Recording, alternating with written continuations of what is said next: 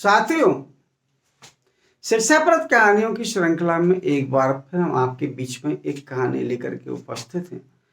उस कहानी का शीर्षक है कहीं हम ऐसे तो नहीं हैं।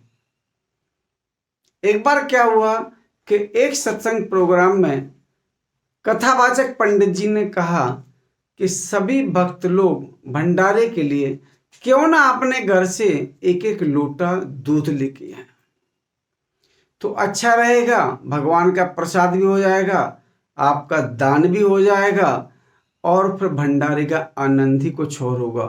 और खीर की तो फिर बात ही क्या है, क्योंकि आप लोग अपने आप ही जो लेके आए। सब भक्तों ने हाँ के दी, लेकिन कुछ भक्तों का वहां पर दिमाग चला। उन्होंने सोचा एक एक लोटा दूध लेके यहाँ बैठे सैकड़ों भक्त जाएंगे, क्यों ना हम एक लोटा दूध की जगह उसमें एक लोटा पानी डाल दें। क्या फर्क पड़ता है भाई, सैकड़ों लोटे दूध इकट्ठे हो रहे हैं, एक आध दो लोटा पानी ही से। उसने यही किया, अकेले में गया, एक लोटा पानी डाला, चलाया। दूसरा भक्त भी ऐसे ही होगा, उसने भी यही सोची होगी जैसे मैंने सोची थी।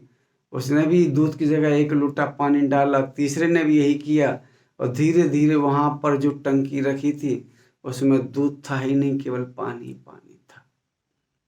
नतीजा क्या हुआ, हमारी सोच से जो भोजन हमें करना था, उसमें प्रसाद के लिए जो खीर बनना थी, उसमें खीर का कोई रोल ही नहीं था।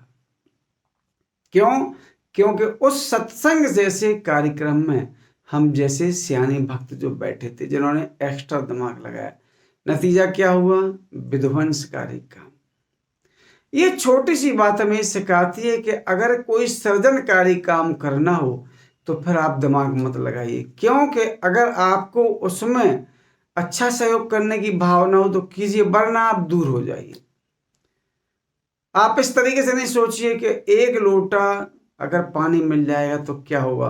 तो हम अपनी ही तरह तो बैठे थे वहां लोग और पूरा पानी ही पानी हो गया। पंडित जी ने भी कहा कि एक सप्ताह से कथा सुना रहा हूं, लेकिन इस कथा का कितना महत्व है, इस कथा का कितना प्रभाव है भक्तों के ऊपर, कि यहाँ इसमें दूध है ही नहीं, केवल पानी पानी है। ये कथा हमें सिखाती है कि सृजनकारी काम में हमें हमारे दिमाग की कोई आवश्यकता नहीं है, हमारे ज्ञान की कोई आवश्यकता नहीं है। अगर आप उस भगवान ईश्वर के लिए भावना से अगर एक लोटा दूध अगर चढ़ा देते तो शायद वो कुछ और ही कार्यक्रम हो जाता और पंडित जी की दृष्टि में हम भी सियाने न होते।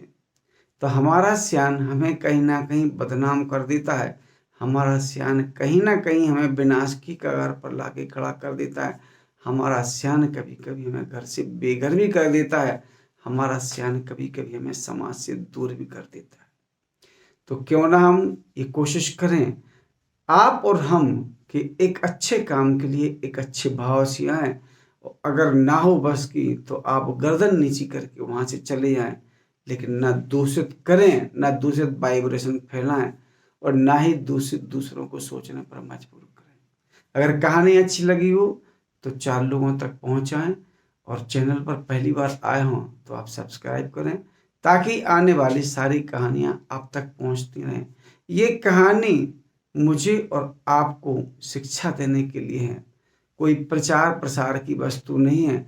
हम लोग कहीं ना कहीं गलत हैं और आज विनाश का कारण भी कहीं ना कहीं हम लोग हैं। जय हिंद, जय भारत।